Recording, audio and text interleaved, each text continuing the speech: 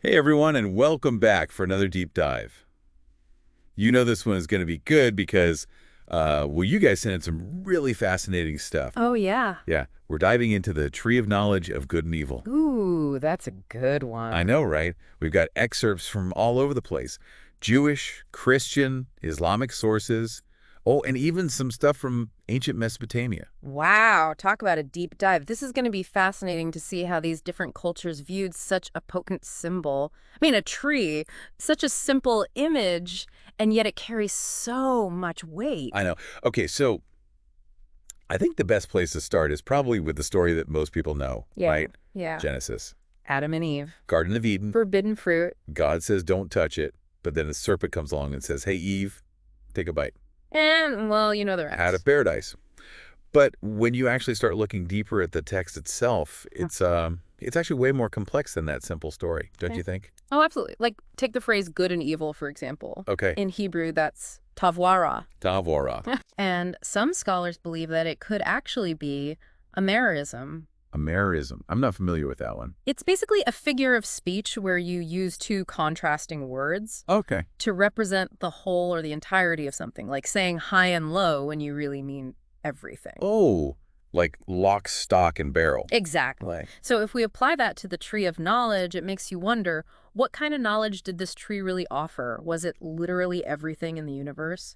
Or something much more specific? okay, so maybe it wasn't so much about just knowing the difference between right and wrong, but more about understanding like the whole spectrum of human experience.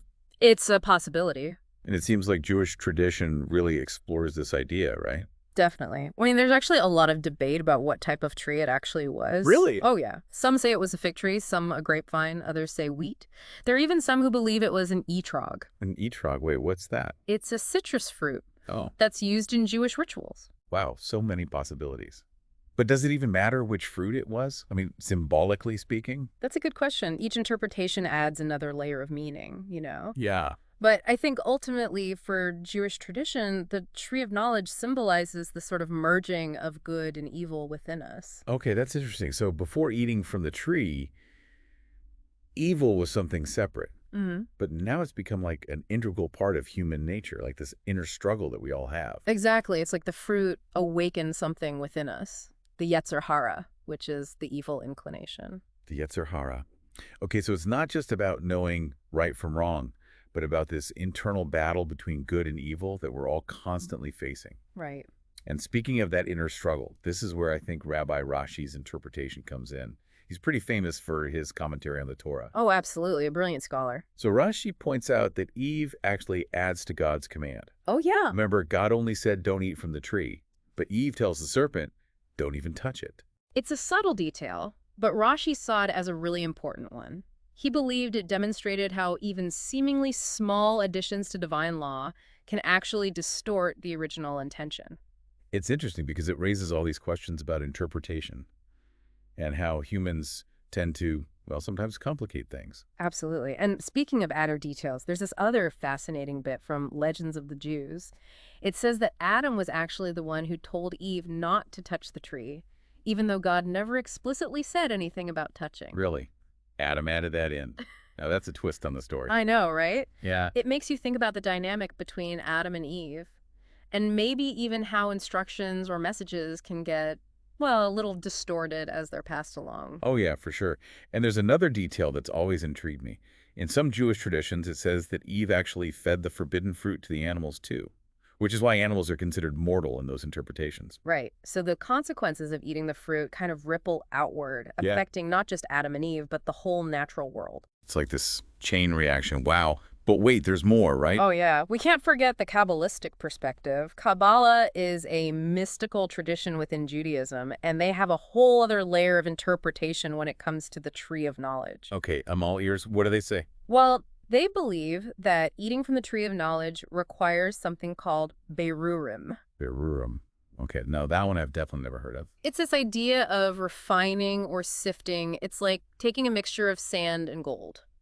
And you have to carefully separate the two Okay. to extract the pure gold. So the Kabbalists believe that after the sin of eating from the tree of knowledge, humanity's task is to engage in this process of Berurim. To separate the good from the evil in the world, to sort of extract the hidden holiness in everything. Precisely. And they view the 613 commandments in Judaism as a way to do just that. Each commandment is like a tool for refining, for revealing the divine spark within creation. It's incredible how much depth and complexity there is to this one story. Isn't it? And we've only just scratched the surface of the Jewish interpretations. I know, it's mind-blowing. But for now, I think we need to shift gears a bit.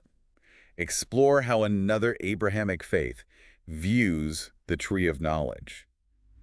What do you say we move on to Christianity and see how their perspective differs? Oh, that's a great idea. They definitely have some unique interpretations that add a whole other dimension to this story. You know, in Christianity, it's really interesting how they kind of shift the focus when it comes to the tree of knowledge. Yeah, there's definitely like a different emphasis. For example, in Christian art, you almost always see the forbidden fruit depicted as an apple. Why is that? Well, you know, it's probably because of the Latin word for apple, malum, which also coincidentally means evil. It's like a little play on words. So built-in symbol. But beyond just the visual symbolism, one of the most influential Christian thinkers, Augustine of Hippo, had a really interesting take on the whole tree of knowledge thing. Okay, tell me more about Augustine. Well, he didn't actually think that the fruit itself was evil. It wasn't. No. For Augustine, the real problem was the act of disobedience to God. That's what he saw as the true transgression. Okay, so the focus shifts from the fruit itself to the choice that Adam and Eve made. But what was Augustine getting at there? Why was disobedience such a big deal? He believed that disobedience to God created a kind of disorder in the world, like it disrupted the harmony that God had intended. And because of that, Augustine believed that humanity inherited this kind of flaw. A flaw. Yeah, like a spiritual weakness or a tendency towards sin and selfishness that we're all born with. So the tree of knowledge, for Augustine, becomes this symbol of humanity's fallen state, our separation from God. That's a pretty heavy interpretation. It is. Do all Christian groups view it that way? Well, not exactly. Take Gnosticism, for example. It's a branch of early Christianity that actually has a very different take on the Garden of Eden story. They actually flip the script completely. Wait, really? They saw the tree of knowledge in a positive light. How does that even work? For the Gnostics, the story goes like this. They believed in these powerful spiritual beings called archons. And these archons were kind of running the show, but they were flawed, you know? And they didn't want humans to become truly enlightened. So in the Gnostic version of the story, the archons tricked Adam and Eve into not eating from the tree of knowledge. Wow, so the serpent's actually the good guy in this version. Right. The one encouraging them to seek knowledge. That's such a wild twist. Okay, so the Gnostics believe that the fruit from the tree of knowledge actually contains something called gnosis, Right. which is a special kind of liberating knowledge that would help humans connect with the divine. So eating the fruit wasn't a fall from grace. It was a step towards enlightenment. Exactly. It's all about perspective, isn't it? It really shows you how our beliefs shape the way we see the world. And speaking of different perspectives, we can't forget about Islam. How do they view the tree of knowledge? Well, it's interesting because in the Quran, the tree of knowledge isn't actually referred to as the tree of knowledge of good and evil. It's simply called the tree, or sometimes the tree of immortality. Interesting. So what's the significance of that?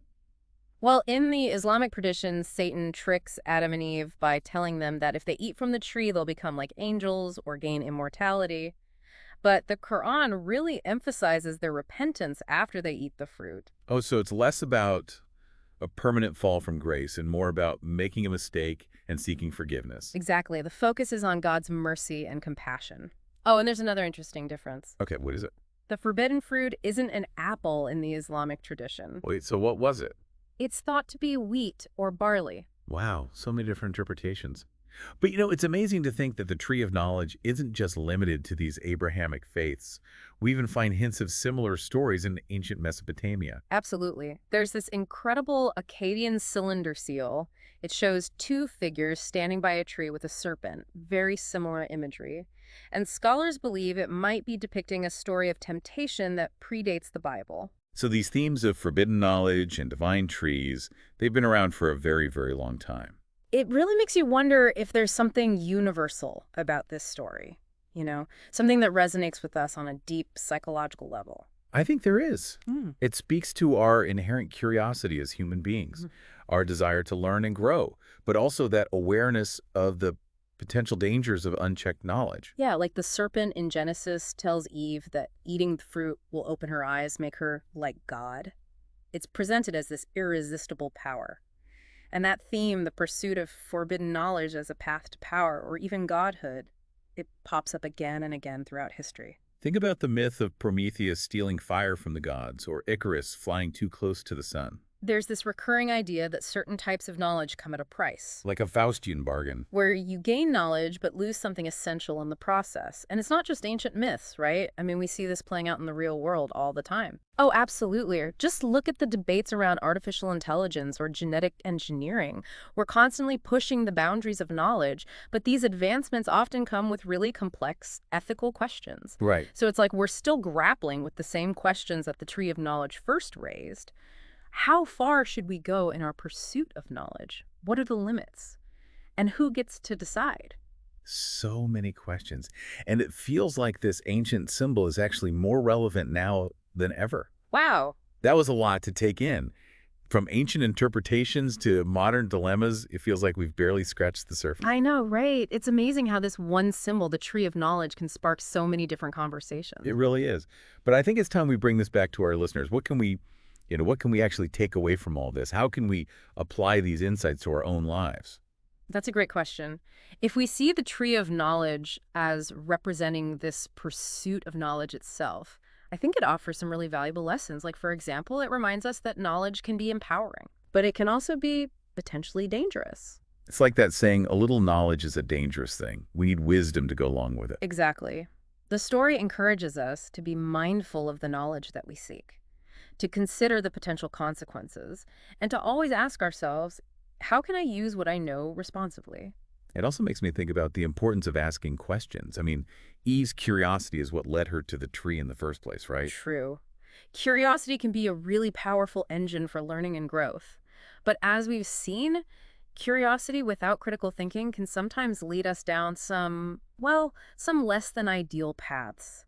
We need to be able to evaluate information, discern truth from falsehood, and recognize our own biases. So it's not just about what we know, but how we think about the things that we know. Right. How we process information, how we connect the dots, and ultimately how we use that knowledge to make decisions. It's almost like a call to action to be more engaged, more responsible with all this information that's constantly bombarding us. I like that. A call to action.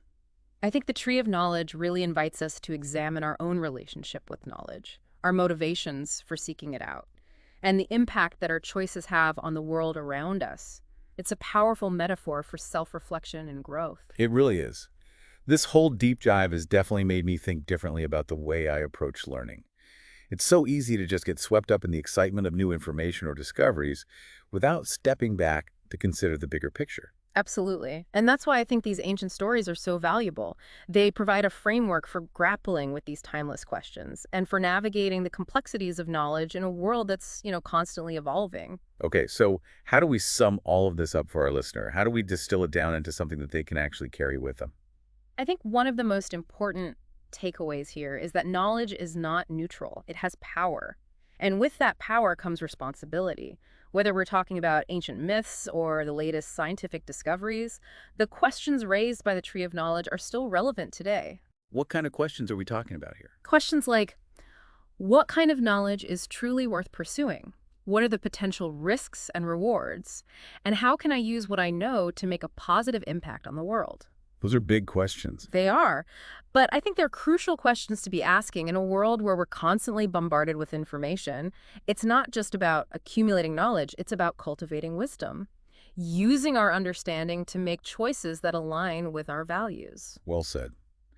To wrap things up, I think we need to leave our listeners with something to ponder, a final thought to spark their own exploration. Okay, how about this? If you were standing in the Garden of Eden, face to face with that tempting tree, would you take a bite? And if so, what kind of knowledge would you be seeking? What kind of knowledge do you think is most crucial and maybe even potentially dangerous in the world today? I love that. It all comes back to that fundamental choice, that tension between curiosity and caution. It challenges us to really think critically about the role of knowledge in our lives and in the world around us. Exactly, because the story of the Tree of Knowledge, it's not just a story, it's a mirror. It reflects our own desires, our fears, and our potential. And it reminds us that the pursuit of knowledge is a journey, not a destination. Well, on that note, thank you so much for joining us on this deep dive. We hope it's given you some new perspectives on the Tree of Knowledge and its enduring relevance in our lives. Until next time, stay curious, stay informed, and as always, choose wisely.